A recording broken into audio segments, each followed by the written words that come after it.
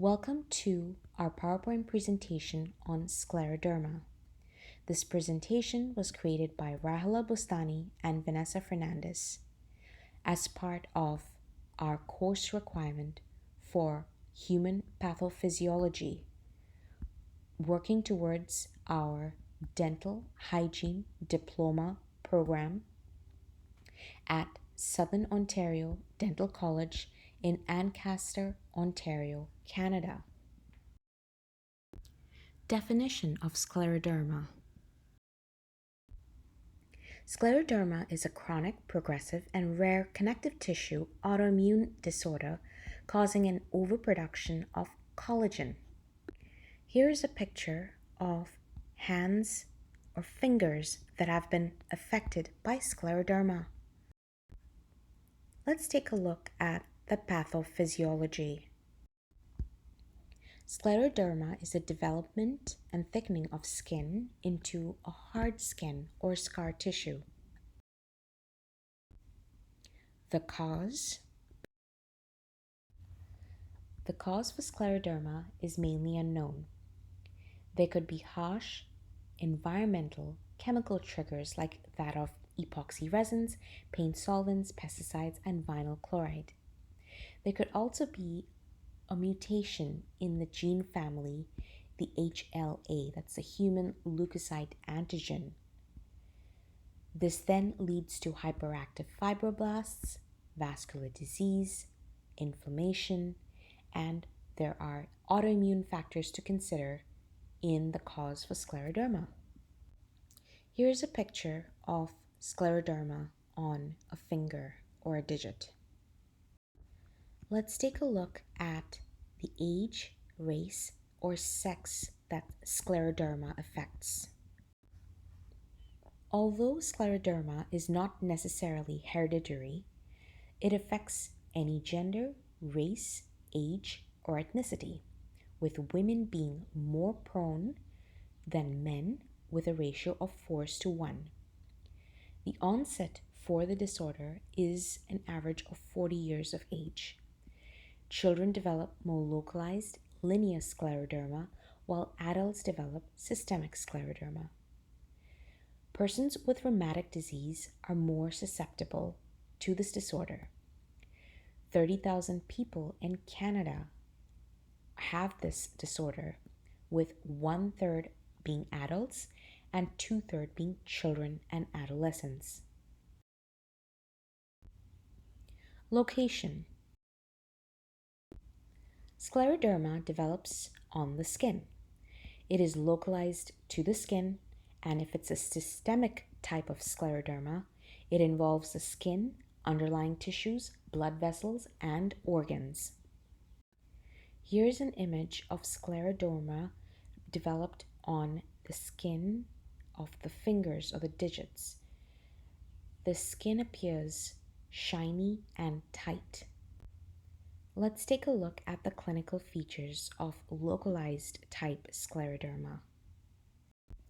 The first type of localized scleroderma is morphea. It manifests as thick red patches on the skin that mature into firm and oval-shaped areas. Patches progress into a violet bordered ivory color.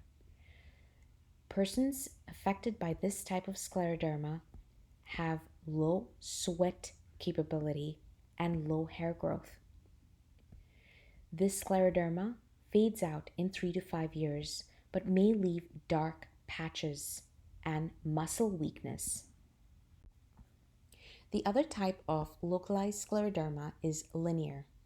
These are unusually colored single line or a band of thickened skin running down an arm, leg, or forehead. Clinical features for systemic scleroderma. The first type of systemic scleroderma is a limited systemic sclerosis made up of 5 main types. Calcinosis is small, chalky, white calcium lumps that appear under the skin. Raynaud's phenomena is the constriction of blood vessels on exposure to cold temperatures or from emotional stress and anxiety. Esophageal dysfunction is where the esophageal muscle is impaired by scar tissue, leading to low motility function and diminishing muscle action. Sclerodactyly is the skin in digits become rough, dry, and wood-like. And telangiectasia is petechiae formation on the face, fingers, palms, tongue, and lips. Bowel dysfunction can also occur with limited systemic sclerosis. Here, there's damage of the intestinal wall tissue, inability to thus absorb nutrients from food, imbalance in the homeostasis of gut bacteria, diarrhea, constipation, and overall weight loss. This image highlights the limited systemic scleroderma's 5 main categories in an acronym CREST. Note that scleroderma can be localized to the legs, to the digits, to the face, and skin can be tight and thick. Here's a brief checklist to see if a client would have Raynaud's type of scleroderma under the limited systemic type. They could experience cold fingers and toes, color changes in skin in response to changes in temperature or stress, color changes from white to blue or purple and then red, numbness, tingling, or pain in an infected area, stinging or throbbing pain or warming or stress relief. It could be a condition called Raynaud's phenomenon. The next type of systemic scleroderma is diffuse systemic sclerosis. This has a sudden onset. It starts in the hands and spreads to the rest of the body with a symmetrical manifestation. It can impair organs. Clients may be tired, have appetite loss, weight loss, inflammation, and pain. The skin may be swollen, shiny, taut, and itchy. This condition can reach a stable phase with a reversal of the thickened skin. However, clients may be left with thin, fragile skin, and damage to the organs is permanent. Here is an image of scleroderma on an arm. The third and last type of systemic scleroderma is SYN systemic sclerosis. SYN meaning without, so there is no skin thickening, and the blood vessels and organs are, however, affected. So what is the treatment for scleroderma? It is incurable, non-contagious, non-infectious, and non-cancerous. Some medications, however, could help slow down symptoms. Clients may take anti-inflammatory medications like NSAIDs, corticosteroids to help with discomfort, immunosuppressive drugs to help slow down the autoimmunity of the body. Vasodilator therapy may be used due to the constriction of blood vessels with scleroderma. Anticoagulation drugs may also be prescribed due to the accumulation of blood. And antifibrotic drug therapy are all valid therapies that clients may be going through. Last but not the least, let's take a look at ADPI for the dental hygienist. The first phase of the dental hygiene process of care is the assessment phase. For scleroderma, medical consult is not advised unless the disease is not controlled adequately. However, a medical consult may be needed if the client is taking immunosuppressive drugs, as this can affect their healing and also can increase the incidence of possible oral infections. Antibiotic prophylaxis is not required, and a postponement of treatment may be necessary depending on the symptoms presented that day. The next phase of the dental hygiene process of care is diagnosis. The dental hygienist could possibly be the first health professional to notice scleroderma. It is important to notice the symptoms of the disease. A medical referral might be consecutively required. Increased risk of oral disease, complications, and infections could occur with clients having this disorder. One should watch for gingival overgrowth due to medications like calcium channel blockers, and also one should watch for xerostomia and advise the management in their treatment plan.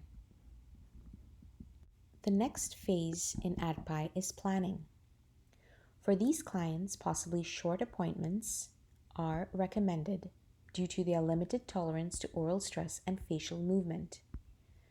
Clients may take a longer time to complete treatment due to perioral fibrosis, microstomia, fibrotic tongue, where tissues are too tight for their mouth to open or their tongue to be maneuvered.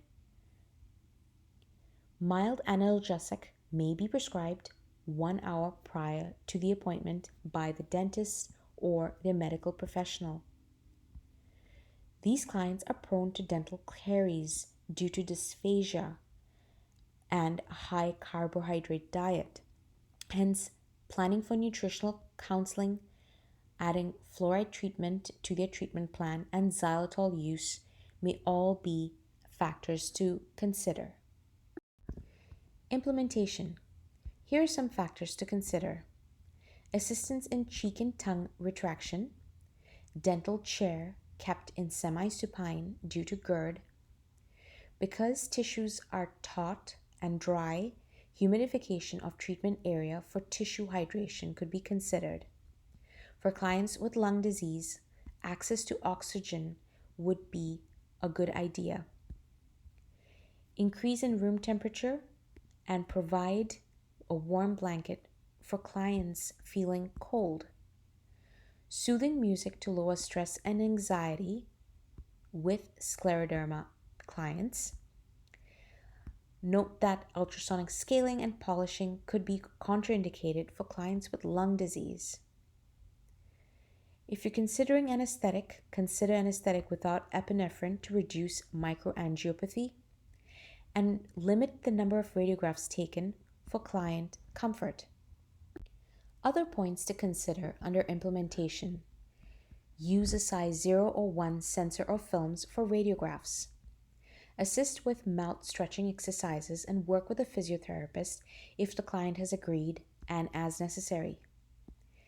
Treatment plan should include frequent dental visits.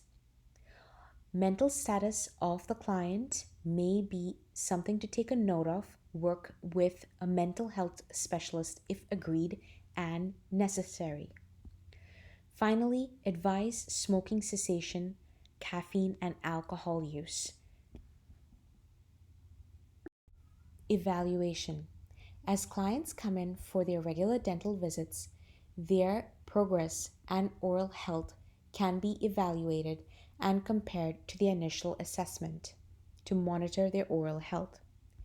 Keep in mind, client home care is compromised due to limited dexterity and rigidity of facial structures. Hence, suggestions like use of a power toothbrush and water flosser would be a good idea. The last phase is documentation. It is important to document all findings, complications, and limitations in order to compare and monitor symptoms and the challenges these clients with scleroderma face. Finally, conclusion. Clients with scleroderma have varying complications and challenges.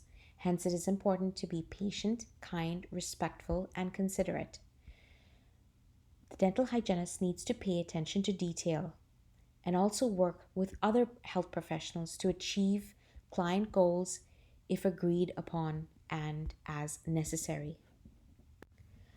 Concluding facts for scleroderma: it is caused by excess collagen production that leads to a thickening and tightening of skin. can also affect internal organs, including the lungs, GI tract, heart, and kidneys. Raynaud's phenomenon is a common early symptom. There is no cure, but different medications can treat symptoms. And that's it for scleroderma. Thank you for your attention. If you have any questions, please comment below, hit the like and subscribe button. Have a great day.